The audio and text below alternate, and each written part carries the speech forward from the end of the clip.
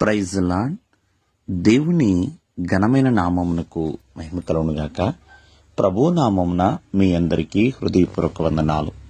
ఈ ఉదయకాలము దేవుని వాక్యాన్ని విందాం. కీర్తనలు 101:2. నిర్దోష మార్గమున వివేకముతో ప్రవర్తించెదను. నీవు ఎప్పుడు నా యొద్దకు వచ్చెదవు.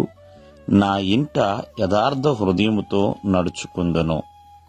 ప్రియమైన వర్లరా, ఇక్కడ భక్తుడైన దావీదు ఆ ప్రభువుని గణపరుస్తా కీర్తిస్తా ఒక చక్కటి మాట మాట్లాడుతున్నాడు. నిర్దోషమైన మార్గముల అంటే ఇటువంటి లోపము లేని విధానమును ప్రియమైన వర్లరా చక్కటి వివేకముతో అంటే జ్ఞానముతో నేను నడుచుకుంటాను అని భక్తుడు సెలవిస్తున్నాడు.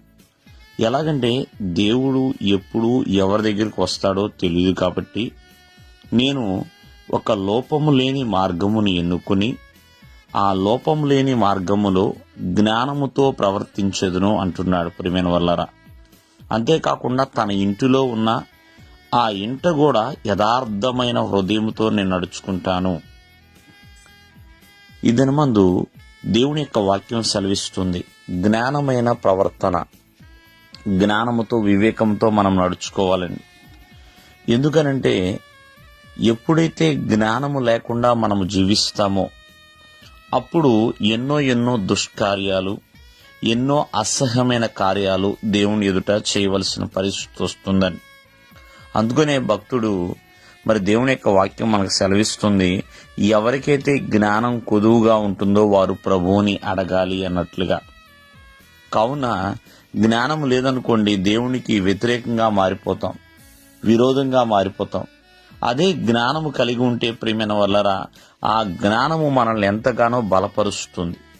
కావున ఈ ఉదయకాలం మందు ప్రతి ఒక్కరు కూడా ఆలోచించండి, జ్ఞానముగా ప్రవర్తించాలి దేవునిలో. మరి మనము ఏమి చేస్తున్నా సరే ప్రతి విషయంలో జ్ఞానము కలిగి ఉండాలి. చూడండి, అందుకనే కదా సొలొమోను ప్రార్థన చేస్తాడు జ్ఞానము కోసము. అయ్యా, నాకు జ్ఞానమును ప్రసాదించండి తండ్రి అని.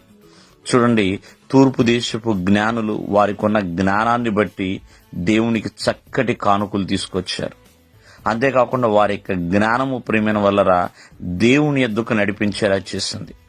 ఆనాడు బబులోను సంస్థానములో మరి బాలురుగా ఉన్న దానియేలు, షద్రక్, మెషక్, అబేద్నెగో మరి యవనస్తులే, మరి బాలురుగానే ఉన్నారు ప్రియమైన వల్లరా. మరి ఆ వయసులో ఏమి తినాలి, ఏమి తినకూడదనేది జ్ఞానముగానే వాళ్ళు ప్రవర్తించారు. కావున మరి ఎప్పుడైతే నీవు చక్కటి లోపము లేని మార్గములో నువ్వు నడుస్తున్నావో జ్ఞానముగా ప్రవర్తించగలవు. దేవుడు మిమ్మల్ని ఆశీర్వదించునుగాక. ఆమేన్.